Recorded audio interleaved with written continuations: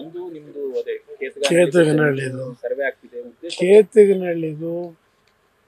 ನಾನು ಭೂಮಿ ಖರೀದಿ ಮಾಡಿರೋದು 40 ವರ್ಷದಿಂದ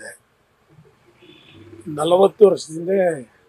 16 ಬಾರಿ ಸರ್ವೆನೂ ಮಾಡ್ಕೊಂಡಿದ್ದಾರೆ 16 ಬಾರಿ ಎಲ್ಲ ರೀತಿ ತನಿಖೆಗಳು ನಡೆದಿದೆ ಅದರಲ್ಲಿ ನಾನು ಮುಕ್ತವಾಗಿದ್ದೀನಿ ಪಾಪ ನೆನ್ನೆ ಕೆಲವು ಅಲ್ಲಿಯ ಒಂದು ಕಾಂಗ್ರೆಸ್ ಪುಡಾರಿಗಳು ಒಂದು 5-6 ಜನ ಕರ್ಕೊಂಬಂದದ್ದು ಎಂಥದ್ದು ಅವ್ರ ಹತ್ರ ಒಂದು ರಿಯಾಕ್ಷನ್ಗಳು ಕೊಡಿಸಿರೋದು ನೋಡಿದ್ದೀನಿ 40 ವರ್ಷದಿಂದ ನನ್ನ ಹತ್ರ ಯಾರು ಬರದೇ ಇದ್ದರು ಈಗೆಲ್ಲಿಂದ ಉದ್ಭವ ಆದರು ದೂರದಾರರು ದೂರು 86-87ರಲ್ಲಿ CM ಲಿಂಗಪ್ಪ ಮತ್ತು ರಾಮಚಂದ್ರ ಅಂತೇಳಿ ಒಬ್ಬ ಜಿಲ್ಲಾ ಪಂಚಾಯತಿ ಮೆಂಬರ್ ಇಬ್ಬರು ಅವತ್ತಿನ ರಾಜ್ಯದ ಮುಖ್ಯಮಂತ್ರಿಗಳಿಗೆ ಪ್ರಧಾನಮಂತ್ರಿಗಳಿಗೆ ಗೃಹ ಸಚಿವರಿಗೆ ಎಲ್ರಿಗೂ ಒಂದು ಅರ್ಜಿ ನಮ್ಮ CM ಲಿಂಗಪ್ಪನವರು ಏನು ದೊಡ್ಡ ಕಾನೂನು ಬಾಹಿರವಾಗಿ ಭೂಮಿ ಖರೀದಿ ಮಾಡಿದ್ರು ಅಂತೇಳಿ ಭೂಮಿ ಖರೀದಿ ಮಾಡಿದ್ರು ಭೂಮಿ ಲಪಟಾಯಿಸಿಲ್ಲ ಅಂತ ಹೇಳಿಲ್ಲ ಅದು ದೂರಲ್ಲಿ ಎಲ್ಲ ಡಾಕ್ಯುಮೆಂಟು ಇಟ್ಕೊಂಡಿದ್ದೇನೆ ಇಲ್ಲಿ ಪ್ರಶ್ನೆ ಈ ಸರ್ಕಾರ ಒಂದು ಕಡೆ ಹಿರೇಮಠ ಯಾರೋ ಪಾಪ ಈ ರಾಜ್ಯದ ಸಂಪತ್ತು ಉಳಿಸೋರು ಅವರು ಏನೋ ಹಾಕೊಂಡಿದ್ದಾರೆ ಅಂತೇಳಿ ನನಗೆ ಇಲ್ಲಿವರೆಗೆ ಹೈಕೋರ್ಟ್ನಿಂದ ಯಾವುದೇ ರೀತಿ ಇದು ಕೇಳಿಲ್ಲ ನೋಟಿಸ್ ಕೊಟ್ಟಿಲ್ಲ ಈಗ ಮೊನ್ನೆ ವಿತೌಟ್ ನೋಟಿಸ್ ತನಿಖೆ ಏನೋ ಹೋಗಬೇಕು ಅಂತ ಏನೋ ಹೊರಟಿದ್ರು ಅಂತ ವಿಷಯ ಬಂತು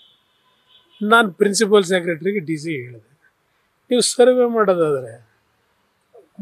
ಇದು ಸರ್ಕಾರಿ ಭೂಮಿ ಅಲ್ಲ ಖರೀದಿ ಮಾಡಿರ್ತಕ್ಕಂಥ ನನ್ನ ಸ್ವಂತ ಆಸ್ತಿ ಅದನ್ನು ನೀವು ಸರ್ವೆ ಮಾಡೋದಾದರೆ ಒಂದು ನೋಟಿಸ್ ಕೊಡದೆ ಯಾವ ರೀತಿ ನೀವು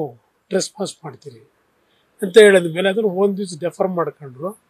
3 ದಿವಸದ ಹಿಂದಿನ ಡೇಟ್ ಹಾಕ್ಕೊಂಡು ಆಮೇಲೆ ಒಂದು ಮಾರನೇ ದಿವಸ ತಗೊಂಬಂದರು ಒಂದು ನೋಟಿಸ್ನ ಮಾಡ್ಕೊಳ್ರಪ್ಪ ಅಂತ ಹೇಳಿದೆ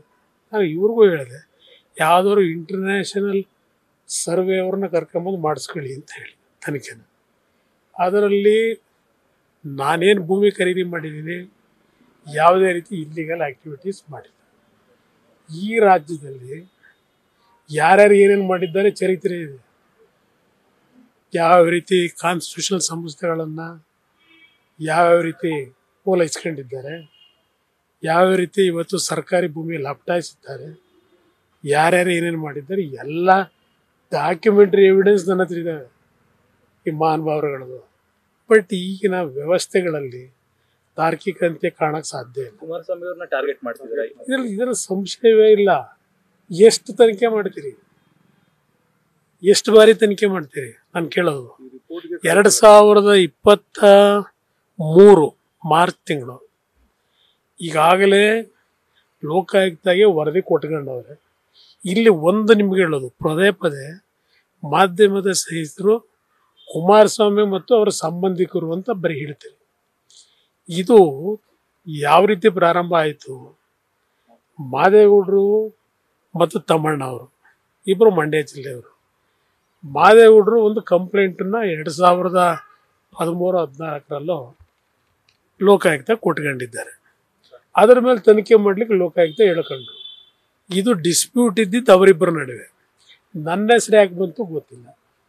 ಈಗ ಅವರೇನು ತನಿಖೆ ಮಾಡ್ಕೊಂಡಿದ್ದಾರೆ ನೆನ್ನೆ ಬಂದೆಲ್ಲ ಫುಲ್ ನನ್ನ ಜಮೀನಲ್ಲೂ ತನಿಖೆ ಆಗಿದೆ ಏನಿದೆ ಎಲ್ಲ ಕೊಡಲಿ ವರದಿನ ನನಗೇನು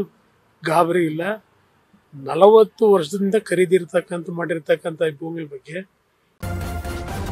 ನ್ಯೂಸ್ ಫಸ್ಟ್ ನಿರ್ಭೀತಿಯಿಂದ ನಿಮ್ಮ ಪರವಾಗಿ.